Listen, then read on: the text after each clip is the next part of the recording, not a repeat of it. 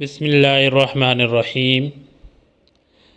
فرعون کی ایک باندی تھی، وہ حضرت موسیٰ علیہ السلام کے رب پر ایمان لے آئی۔ فرعون کو جب پتہ چلا تو اسے دربار میں بلایا۔ وہ خوشی خوشی چلی آئی، اور کیوں نہ آتی، آج تو اس کی محبت کا امتحان کے بعد وصال یار کا دن تھا، تو کہا جان جائے بلا سے جائے مگر محبوب مل جائے۔ فرعون نے کہا کیا تو کسی اور خدا کی عبادت کرنے لگی؟ فرمایا ہاں ضرور یہی بات ہے۔ اچھا اس خدا کو چھوڑ دے اور میری خدائی کا اقرار کر لے۔ میرے سامنے باندی کہنے لگی یہ تو قیامت تک نہ ہوگا۔ فرعون نے حکم دیا اس عورت کو چومیخا کرو۔ فوراً چاروں ہاتھ پیروں کو میخوں سے جکڑ لیا تھا اور بالکل بے حس و حرکت لٹا دیا۔ پھر بہت سے سانپ اور بچھو منگوائے گئے جو اللہ کے ماننے والوں کو کٹوانے کے لیے موجود رہتے تھے۔ اس عورت کے اوپر ڈال دیے گئے اور کہا کہ لے اب بھی اس خدا کو چھوڑ دے، نہیں تو پورے 2 ماہ تک اسی عذاب میں ڈالے رکھوں گا۔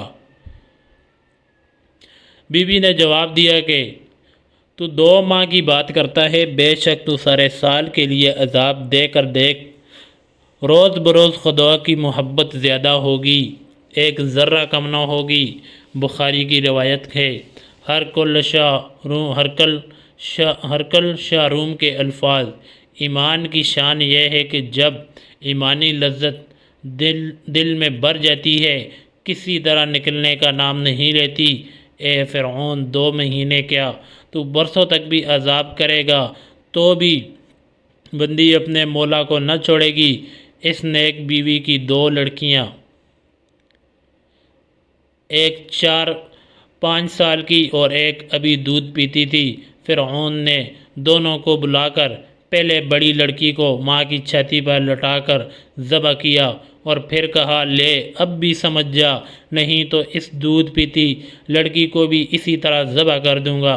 فرمایا اگر سارے جہاں کو لا کر میری چھاتی پر ذبح کر ڈالے گا تو بھی اس محبوب کو نہ چھوڑوں گی۔ یہ سن کر فرعون نے حکم دیا کہ اس چھوٹی لڑکی کو بھی ذبح کیا جائے۔ جس وقت اس معصوم ننھی سی جان کو چھری کے نیچے ماں کی چھاتی پر جہاں پہلے دودھ پیا کرتی تھی، آج اپنی چھوٹی سی جان اس نعمت کے شکریہ میں راہ مولا میں قربان کرنے کے لیے لٹائی گئی۔ ماں کی آنکھوں میں آنسو بھر آئے۔ 6 ماہ کی جان نے یہ آواز بلند کہا ہائے اماں روتی کیوں ہو؟ وہ جنت تمہارے لیے تیار ہو رہی ہے۔ اے ماں جنت میں پہنچ کر دیدار الہی نصیب ہوگا۔ ماں بچی سے یہ تعجب کی بات سن کر پوری مضبوط ہو گئی۔ ادھر ظالموں نے اسے ذبح کیا۔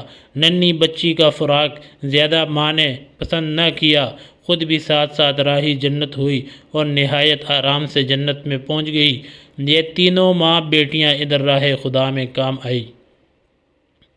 جب حضور صلی اللہ علیہ وسلم معراج پر گئے اور براق میدان مصر کے قریب پہنچا، یکایک جنت کی خوشبو آپ صلی اللہ علیہ وسلم کے دماغ میں آئی۔